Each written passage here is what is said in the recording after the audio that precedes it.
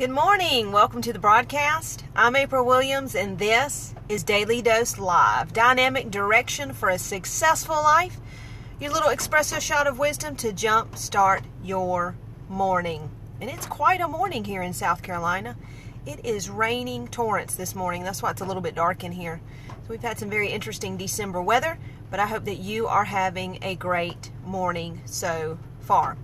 So the only people who get angry about your setting personal boundaries, the only people who get angry about your setting personal boundaries are the individuals who benefit from your having none. Those are the only people that get angry when you begin to set healthy personal boundaries are those who benefit from your having none. Good morning, Todd. Good morning, Christy. Hope you're all having a great morning. You can't have healthy relationships without boundaries. It's just impossible. You cannot have healthy relationships without boundaries. So why do we fail to establish these healthy perimeters that preserve our self-esteem and self-respect? Why do we fail to do that? Well, one is fear. We're afraid. We're afraid of rejection. We're afraid of abandonment. Some of us are afraid of confrontation. So we just continue to allow others to impede those boundaries. We believe that we're not good enough or that we don't deserve better. So we leave behind our personal values and our sense of comfort to accommodate this lack of self-confidence. So many times it's because we don't believe we deserve better. But don't let go of your integrity. Individuals, now listen, this is so important. Individuals with weak personal boundaries, people who have weak personal boundaries attract disrespectful, controlling, or needy people. If you have weak personal boundaries, you will attract disrespectful, controlling, or needy people. And you can tell when you're in a relationship and maybe there needs to be some boundaries drawn, because if you feel angry or you feel a pervading sense of guilt or resentment beginning to build, you need to stop and evaluate and say, hey, I need to set some boundaries. So determine what you need to do and then communicate it. Communicate it respectfully, communicate it assertively.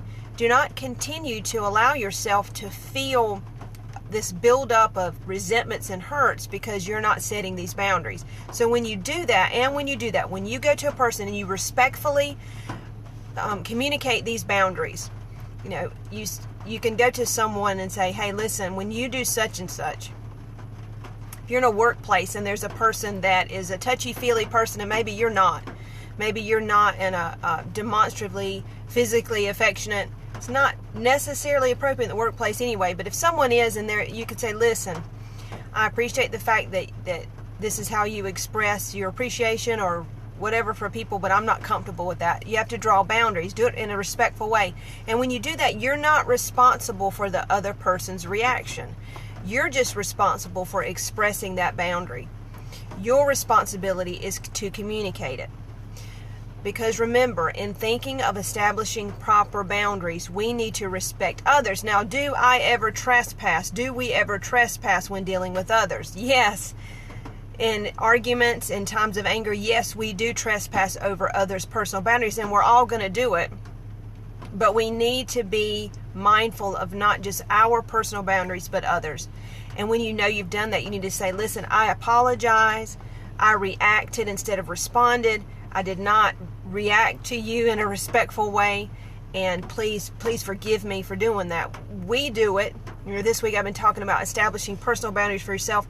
You also need to think about others' personal boundaries. And when we trespass, we need to be quick to say, listen, please forgive me for doing that. So be mindful. You can't maintain healthy relationships without these boundaries. So be mindful and communicate. People do not read minds. People do not read minds.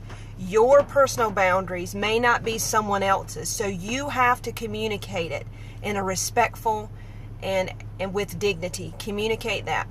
You cannot expect someone to just intuitively know your personal boundaries. You have to communicate it. But don't let fear keep you in a cycle.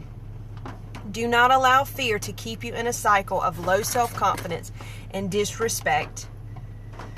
Healthy personal boundaries help you build your self-esteem, and they help you build self-respect. And that is your Daily Dose today. Hey, like and share today. Like and share with, hey, at least 5 people you know that need to hear this message. Also, I'm on LinkedIn, Instagram, YouTube, and Twitter. And hey, I would love to hear from you. MyDailyDoseLive@gmail.com. MyDailyDoseLive@gmail.com. Drop me an email if Daily Dose Live blesses you, or if you are encouraged by it. If you have any suggestions, drop me an email. I'd love to hear it. Also, you could go to our website for wisdom4beyond.com, wisdom4beyond.com. Great resources on that website. My book is on there. Todd's books are on there. You will be blessed by the resources that are on there. Hey, and join me all week as we continue to talk about personal boundaries. Very important topic, because in our day and age, there's so lack of privacy, and there's a lot of people who trespass and we don't realize it, and there's a lot of offense. We need to talk about healthy personal boundaries to establish so that we can walk in self-confidence and self-respect and not in a cycle of unhealthy relationships. I'm April Williams, and that is Daily Dose.